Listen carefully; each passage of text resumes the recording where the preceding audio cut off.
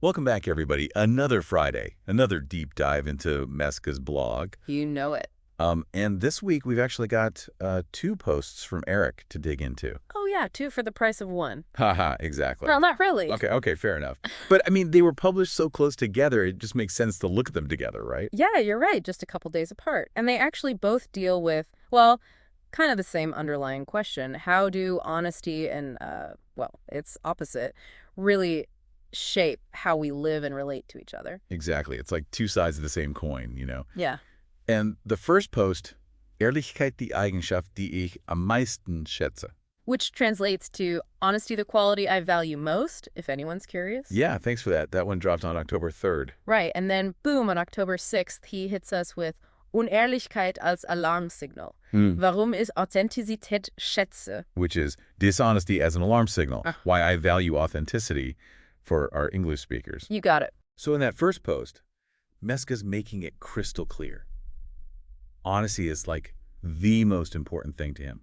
He even compares it to a faithful friend, almost like it's always there for him, keeping him grounded. Yeah, and I think it's more than just, liking the idea of being honest. He goes into detail about why it's so essential for him personally. It's about those real, genuine connections you can make with people when there's no pretending, no masks, just being your true self. There's freedom in that. Totally. He even talks about it like it's this weight being lifted off his shoulders. Like when he finally expresses his honest thoughts and feelings, it's a huge relief. Yeah, like finally taking off a heavy backpack you've been carrying around all day makes you wonder, what kind of burdens are we lugging around when we're not being honest? Even with ourselves. Absolutely.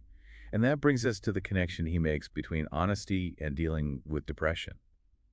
Think about it. If you're constantly bottling up all those negative emotions, pretending everything's fine, that can't be good for you. Not at all. Acknowledging those feelings, being real about where you're at mentally, that's often the first step to getting better, to seeking help if you need it. Honesty with yourself can be tough, but it's crucial. It really is. And he also talks about how important honesty is for self-reflection. Mhm. And I don't think he means just focusing on the good stuff either. He specifically mentions acknowledging your weaknesses, like really owning them. Yeah. And your strengths, too. It's like that honest self-assessment. It's the foundation for real growth. Right. And to do that, to look at yourself honestly, warts and all, it takes courage. Oh, absolutely. It can be super uncomfortable to admit things, especially if we're ashamed or embarrassed. But I think Meska sees that discomfort as part of the process. Facing those fears, that's where the magic happens. That's where you grow. Totally. Right. And there's this part where he actually challenges us to think about the worst that could happen, if we're totally honest. Mm. And, most of the time, the reality isn't nearly as bad as we build it up in our heads. Yeah. We get so caught up in worrying what others will think that we miss out on those genuine connections. Like we're building walls to protect ourselves, but they end up shutting out all the good stuff too. Exactly. Right. So much to unpack there already, and we haven't even gotten to the second post yet. I know, right? Buckle up. But maybe we should take a little break first, let everyone process all this. Sounds good to me. Okay, so picking up where we left off with that second post, dishonesty as an alarm signal. It's interesting how Meska kind of flips the script here. Instead of focusing on honesty as a strength, he's talking about what sends up red flags for him, what makes him step back from someone. Yeah, like what are the warning signs? Exactly. And he's pretty clear that dishonesty is a big one. Huge. It's like instant alarm bells, like, whoa, hold on a sec. Makes him question his own judgment, too. Oh, I can see that.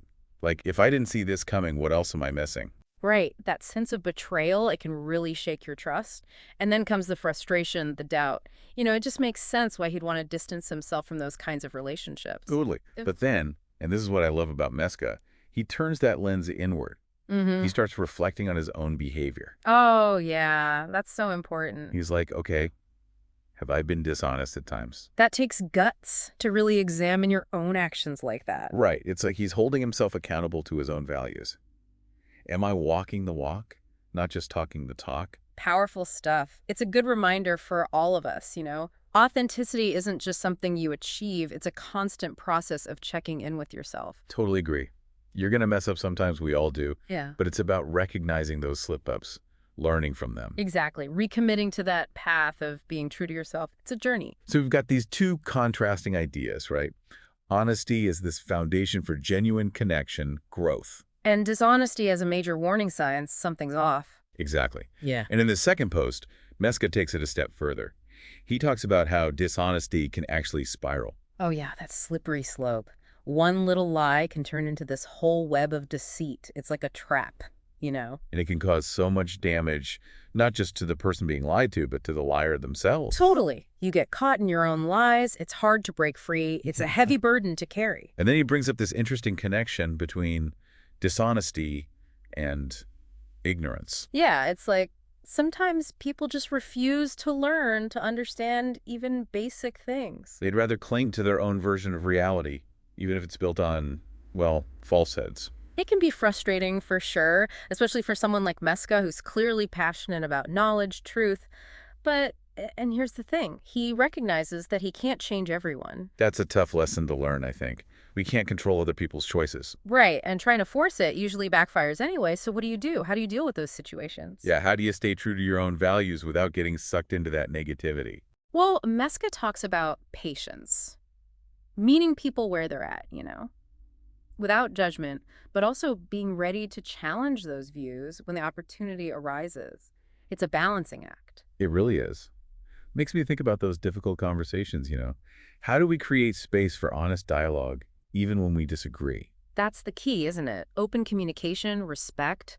It's not always easy, and sometimes, honestly, the best thing you can do is step away from the situation. You're not condoning it, but you're also protecting your own energy. Sometimes that's the most honest thing you can do for yourself. Exactly. Creating healthy boundaries. So looking back at both these posts, it's clear that Meska really wants us to think about honesty as more than just a concept. It's something we live every day, you know? It affects our mental health, our relationships, our interactions with the world. It's woven into the fabric of our lives, really. Mm-hmm. And it goes beyond just being honest with other people. It's about being honest with ourselves. That's where it all starts, that inner honesty. Couldn't agree more. And that's what allows us to grow, evolve. Like, if you're not being real with yourself, how can you be real with anyone else? Right. It's like that saying, to thine own self be true. Exactly. And that brings us back to that bigger theme of authenticity. It's not just about saying the right things. It's about living in alignment with your values, your beliefs, who you truly are. And that can be hard in a world that often values appearances over substance, right? Oh, absolutely. But I think what Meska's trying to show us is that the benefits of authenticity, they outweigh those challenges. Those deep connections, knowing yourself better, feeling free. Powerful stuff. So much to unpack here. And we're not done yet. Get ready for the final part of our deep dive, folks. It's going to be good. Okay, so we've covered a lot of ground here. We talked about honesty being like this personal strength, helps us grow and all that. But also as this kind of test for the people we surround ourselves with, it makes you think, how does this play out in the bigger picture, outside our own little bubbles? That's a really good question. And actually, Meska kind of touches on this near the end of that second post. He says, when we strive for authenticity, it can actually inspire other people to do the same. That's like this domino effect, right? Yeah. You're not forcing it on anybody, but just by being real, being yourself. Yeah. It gives other people permission to be themselves too. Yeah, exactly. Imagine if that happened more and more people embracing authenticity. We could end up with a more honest, more transparent society. Even a more compassionate one, maybe. That's a pretty amazing thought, right? A world where everyone feels safe to just be themselves, speak their truth, no fear of judgment. It's a beautiful idea. But to get there, we got to change the way we think. Challenge those norms that tell us to just fit in, be superficial, recognize that real connection. It comes from being vulnerable, letting people see our imperfections, not just the polished version. Which brings us back to that core question Meska's wrestling with in both these posts. How do honesty and its opposite really shape our lives, our relationships? This is more than just some philosophical debate, No. It's about real life. Oh, totally. And what I like about how Meska approaches this is he's not coming from this preachy place. He's sharing his own struggles, what he's learned. It makes it relatable. He's inviting us to think about our own experiences. He's walking the walk, not just talking the talk. And in doing that, he's showing us that honesty isn't about following a bunch of rules. It's about living a life that feels real, true to who you are, what you believe. Absolutely. And it starts with that self-reflection, asking ourselves those tough questions. Where am I not being honest with myself or others? What would it take for me to really embrace that authenticity Meska's talking about? It's a challenge, no doubt. But it feels like a worthwhile one, doesn't it? Oh, yeah, for sure. Because what we're talking about here is, well, our own happiness. Our ability to connect with others on a deep level. And maybe, just maybe, creating a world where being Genuine is something we celebrate, not something we're afraid of. Well, this deep dive has definitely given me a lot to think about. I hope it's done the same for all of you listening out there. How do you bring more honesty into your own life? What really stuck with you from Meska's words? Let us know. And don't forget to tune in next Friday for another deep dive into Meska's blog. Until then, keep it real, folks.